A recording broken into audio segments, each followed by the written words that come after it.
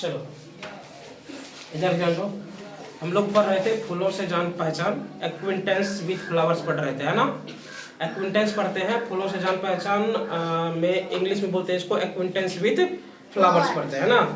तो आगे बढ़ते हैं। और इससे पहले वाले क्लास में हमने पुंकेसर यानी कि फूलों के जो स्त्री जननांग है और नर जननांग है, तो नर जननांग को हम लोग पुंकेसर और स्त्री जननांग को क्या कहते थे, अंडप कहते थे, है ना। इनके सभी भागों को हमने पढ़ लिया था ना। अब इसी में थोड़ा सा आगे बढ़ते हैं और जो वैज्ञानिकों ने कुछ जरूरी नामकरण किए हैं फूलों के, है ना, फूलों के जो कुछ जरूरी नामकरण किए हैं उसके बारे में जानते हैं और समझते हैं कि वो क्या होते हैं, ठीक है। और इससे पहले कि तुम लोग आगे बढ़ो उससे पहले मैं एक बात बताना चाहता हूँ कि ये जो क्लास है हमारा यहीं पे कंप्लीट होता है। मतलब यहाँ पर तुम्हारा फूलों से जान पहचान पूरा चैप्टर खत्म हो रहा है, ठीक है। अब करना ये है कि जितने भी एक्सरसाइज में क्वेश्चंस हैं उनको तुम्हें खुद से बनाने की कोशिश करनी है, ठीक है।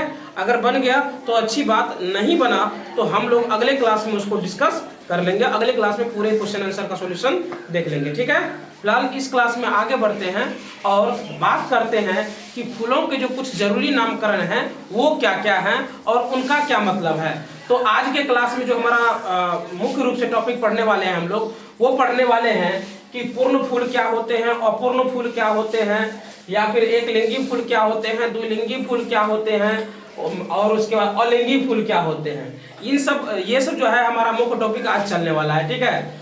तो शुरू करते हैं पहले टॉपिक से जिसका नाम है अपूर्ण फूल, जिसको हम लोग इंग्लिश में कंप्लीट फ्लावर बोलते हैं। क्या बोलते हैं? कंप्लीट फ्लावर बोलते हैं। तो कंप्लीट फ्लावर क्या होता है, तो इसमें देखो ये होता है कि यह मतलब ये इस प्रकार का फूल है जिसमें स्त्री केसर, पुंकेसर, अंकुरी, पंखुड़ी चारों भाग होते हैं। मतलब ऐसा फूल जिसमें चारों भाग उपस्थित हो उसी को हम लोग क्या कहेंगे, पूर्ण फूल यानी कि कंप्लीट फ्लावर कहेंगे, ठीक है। तो कंप्लीट फ्लावर में क्या क्या उपस्थित रहेगा, स्त्री केसर, पुंकेसर, अंकुड़ी और पंखुड़ी, ठीक है। अंकुड़ी को दलपुंज और पंखुड़ी को बाह्यदलपुंज, ये सब हम लोग पढ़ चुके थे, है ना। तो ये चारों भाग जिस भी फूल में उपस्थित होता है उसी को हम लोग क्या कहते हैं, पूर्ण फूल कहते हैं, ठीक है। तो उम्मीद है पूर्ण फूल समझ में आ गया। चलो आगे बढ़ते हैं। अपूर्ण फूल यानी कि इनकम्प्लीट फ्लावर। देखो नाम से ही है अपूर्ण, अपूर्ण मतलब कि जिसका पूरा भाग पूर्ण नहीं है। तो कहने का मतलब ये हुआ कि स्त्री केसर, पुंकेसर, अंकुरी और पंखुड़ी, इन चारों में से अगर कोई भी एक भाग नहीं रहेगा ना तो उसी को हम लोग क्या कह देंगे, अपूर्ण फूल कह देंगे। क्या कहेंगे? अपूर्ण फूल कह देंगे। तो तुमसे अगर कोई पूछेगा तो तुम ऐसे बोल सकते हो कि ऐसा फूल जिसमें से फूल के चार भाग में से कोई एक भाग उपस्थित ना हो, ऐसे फूल को हम लोग अपूर्ण फूल कहते हैं। क्लियर है? तो अपूर्ण फूल समझ में आ गया। तो देखो यहाँ पर सेम टू सेम लिखे कि यह हुआ फूल है जिसमें अंकुरी, पंखुड़ी, पुंकेसर एवं स्त्री केसर में से कोई भी अंग अनुपस्थित हो, अपूर्ण फूल कहलाते हैं, यानी कि इनकम्प्लीट फ्लावर कहलाते हैं। अब आगे चलते हैं और बात करते हैं एक लिंगी फूल, जिसको हम लोग इंग्लिश में यूनिसेक्सुअल फ्लावर कहते हैं। क्या कहते हैं लिंगी फूल को? यूनिसेक्सुअल फ्लावर कहते हैं। तो ये क्या होता है, तो ऐसा अपूर्ण फूल जिसमें पुंकेसर या स्त्री केसर में से कोई भी अंग अनुपस्थित हो, एक लिंगी फूल कहलाते हैं। तो ये देखो मतलब हम जानते हैं कि फूल में जो है स्त्री केसर और पुंकेसर ये जनन अंग को डिसाइड करते हैं, कौन सा नर जनन अंग है और कौन सा मादा जनन अंग है, ठीक है। तो ये डिसाइड करते हैं। तो इस अगर इन दोनों में से कोई भी एक अंग अनुपस्थित हो तो उसको हम लोग क्या कहेंगे, यूनिसेक्सुअल फ्लावर यानी कि एक लिंगी फूल कहेंगे। क्या कहेंगे? एक लिंगी फूल। अगर मान लो स्त्री, किसी फूल में स्त्री केसर है, पुंकेसर नहीं है, तो भी वो एक लिंगी हो जाएगा। किसी में पुंकेसर है, स्त्री केसर नहीं है, तो वो भी क्या हो जाएंगे, एक लिंगी फूल हो जाएंगे। समझ में आ गई बात?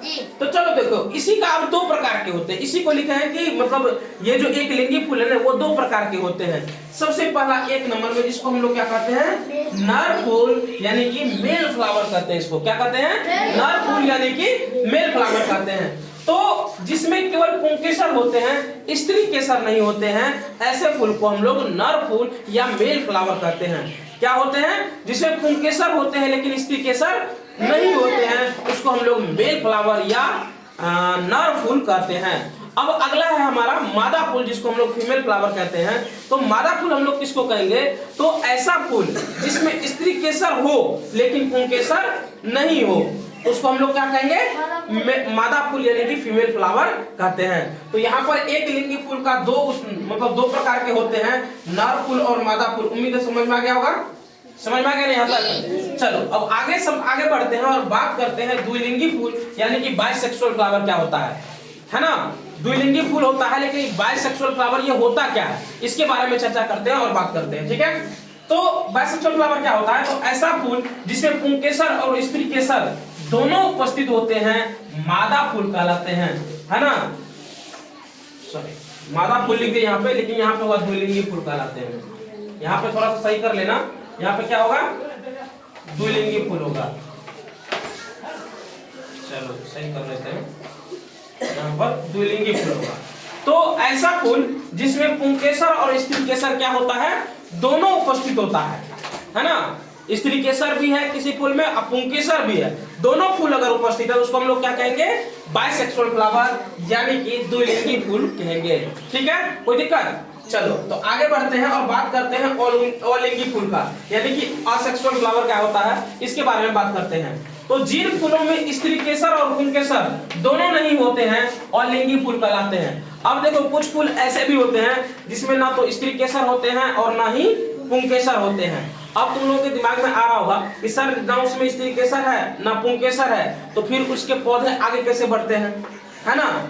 जैसे आज तक अगर वो फूल चलते आ रहे हैं तो वो कैसे आगे बढ़ते हैं, तो ये सब तुम्हें मतलब नेक्स्ट क्लास में जब बढ़ोगे, ये तो क्लास 6 चल रही है, अगर नेक्स्ट क्लास में जाओगे 7th 8th में, वहां पर तुम्हें पूरी डिटेल्स में पढ़ने के लिए आगे फ्लावर्स में जो ये मतलब अलिंगी फूल है यानी कि असेक्सुअल फ्लावर है, इसके बारे में डीप जानकारी तुम लोगों को मिल जाएगी। तो फिलहाल इतना ही समझते हैं कि जिन फूलों में स्त्री केसर और पुंकेसर दोनों ही नहीं होते हैं उसी को हम लोग क्या कहते हैं?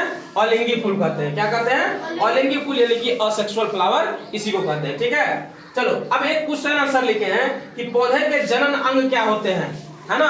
पौधे के जनन अंग क्या होते हैं? तो फूल होते हैं पौधे के जनन अंग।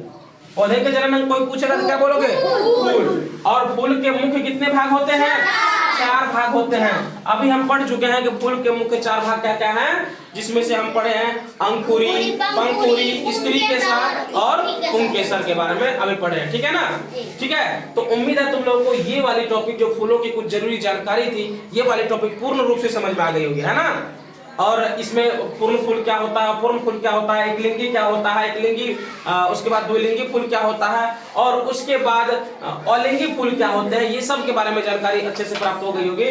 और अगर तुमने इसको अच्छे से पढ़ लिया ना, तो 10th में समझो बायोलॉजी का जो एक चैप्टर है जिसे फ्लावर्स के बारे में जानना है हम लोगों को, तो वो वाले तुमको समझो कि आधी जानकारी यहीं पे मिल चुकी है, ठीक है। तो उम्मीद है तुम लोग अगर इसको पढ़ के आओगे ना तो ये पूरा तुम्हारा क्लियर हो जाएगा चैप्टर, ठीक है। फिलहाल आज के क्लास में हम लोग इतना ही समझते हैं। अगले क्लास में बात करेंगे इसके एक्सरसाइज के सॉल्यूशन के बारे में, और ये इसके एक्सरसाइज के सॉल्यूशन में मतलब अगर तुम बनाने जाओगे तो उम्मीद है कि एक भी क्वेश्चन तुमसे छूटेगा नहीं, सारे के सारे क्वेश्चन बन जाएंगे। अगर नहीं बनेंगे तो अगले क्लास में हम उसके सारे क्वेश्चन आंसर को डिस्कस कर लेंगे, ठीक है।